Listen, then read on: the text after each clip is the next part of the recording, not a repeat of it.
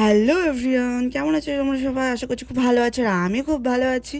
নতুন আর একটা ফ্রেশ ব্লগে তোমাদের সকলকে জানাই অনেক অনেক ওয়েলকাম। তো এর আগে দুটো ভিডিওতে দেখিয়েছি, তোমরা জানতো, যারা রেগুলার আমার ভিডিও দেখো তোমরা নিশ্চয়ই জানো আমরা এসেছি তারাপীঠে। তো তারাপীঠে কীভাবে এসেছি, কীভাবে পুজো দিয়েছি, সব কিছুই শেয়ার করেছি। তো আজকে চলে যাওয়ার পাড়া বাড়ি। তো দুপুরবেলা হোটেল থেকে চেকিং করে বেরিয়ে পড়লাম আমরা তিনজনা বাড়ি যাওয়ার উদ্দেশ্যে। তো অনেকটাই মন খারাপ ছিল, কারণ আসলাম একটু ঘুরতে পারিনি, কারণ অনেকটা শর্ট টাইম নিয়ে এসেছি, জাস্ট পুজোটা দিয়েছে, আবার দুপুরবেলাতে ট্রেন ধরে চলে যাচ্ছি বাড়ি। তো অনেকটা মন খারাপ নিয়ে বাড়ি ফেরার পালা এবার। তো এখান থেকে আমি ম্যাজিককে করে যাচ্ছিলাম।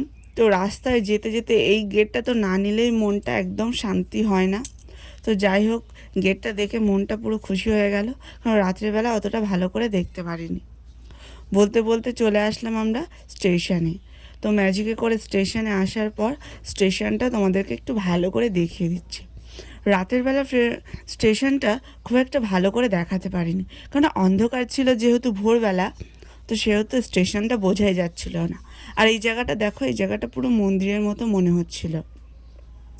আমার তো মনে হচ্ছিল নতুন করে কোনো একটা মন্দিরে চলে এসেছি। বাইরে থেকে খুবই সুন্দর লাগে রামপুরহাট জাংশন স্টেশনটা। তো যাই হোক, দাঁড়িয়ে থাকলে তো আর হবে না, ওদিকে আমাদের ট্রেনের সময়ও হয়ে যাচ্ছে। তাই আর বেশিক্ষণ না দাঁড়িয়ে তোমাদের দাদা ভাই আর আমি দুজনেই, আর আমার দাদা ক্যামেরার পিছনে, তো তিনজনাই গুটি গুটি পায়ে চলে যাবে স্টেশনের ভিতরে। তো স্টেশনের ভিতরে গিয়েই আগে যেটা কাজ, সেটা হলো আমাদের ট্রেনটা এসেছে কিনা দেখা। মনে হচ্ছে আমাদের ট্রেনটা ওই দেখা যাচ্ছে, ওটাই হয়তো আমাদের ট্রেন। আর আমরা এখন যাব মাতারা এক্সপ্রেস ট্রেনে। সকালবেলা এই ট্রেনটা শিয়ালদা থেকে রামপুরহাট জাংশনে আসে, আবার দুপুরবেলায় এই ট্রেনটা রামপুরহাট জাংশন থেকে সন্ধ্যাবেলায় শিয়ালদাতে যায়। তো এই মাতারা এক্সপ্রেস করেই যাব।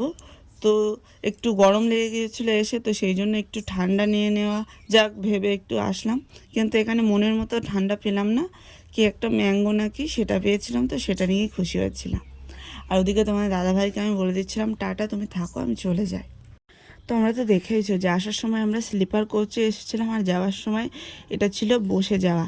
ভেবেছিলাম যে 3-4 ঘন্টা, ওই 3-4 ঘন্টা না, 5-6 ঘন্টা হয়তো বসে চলে যাব। কিন্তু যখন ট্রেনটা যাওয়া শুরু করলো, 1-1.5 ঘন্টা পরেই দেখি আর থাকতে পারছি না, মনে হচ্ছে স্লিপার কোচ হলেই ভালো হতো। খুব কষ্ট হচ্ছিল, মনে হচ্ছে স্লিপার কোচ হলেই একটু শুয়ে নিতে পারতাম, একটু কষ্টটা কম হতো। তো যাই হোক, আর তো কিছু করা যাবে না। তো এইভাবেই যাত্রাটা আমরা শুরু করেছিলাম। তো তারপরে এদিকে উঠেছিল একটু ছোলা মাখা, আর প্রচণ্ড তো খিদে লেগে যাচ্ছিল, কেননা দুপুরবেলা খুব একটা ভালো খাবার পাইনি, খাওয়াও হয়নি ঠিক করে। সেই জন্য ট্রেনে যা উঠছিল মনে হচ্ছিলো সেটাই খাই। তো সেই জন্য ছোলা মাখাটা নিয়ে, ছোলা মাখাটা বেশ ভালোই ছিল, ছোলা মাখাটা বেশ সুন্দর করে খেয়েছিলাম। তো তারপরে এদিকে চলে আসলো বোলপুর শান্তিনিকেতন স্টেশন। তো যাই হোক, এই বোলপুর শান্তিনিকেতন আসার ইচ্ছা আমার অনেক দিন ধরেই। তো যাই হোক, দেখি কবে আশাটা ফুলফিল হয়।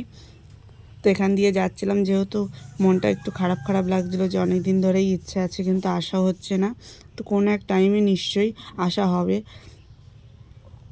তো যাই হোক, ভিডিওটা এই পর্যন্তই, আর বেশি কিছু বড় করছি না। তো ভালো লাগলে অবশ্যই একটা লাইক, কমেন্ট অ্যান্ড শেয়ার করে যেও। আর আমার চ্যানেলে তোমরা যারা নতুন, জলদি জলদি আমাদের চ্যানেলটা সাবস্ক্রাইব করে দাও, ফলো করে দাও। চলো টাটা, বাই বাই, দেখা হচ্ছে নতুন কোনো একটা এরকম ইন্টারেস্টিং ভিডিওতে। বাই।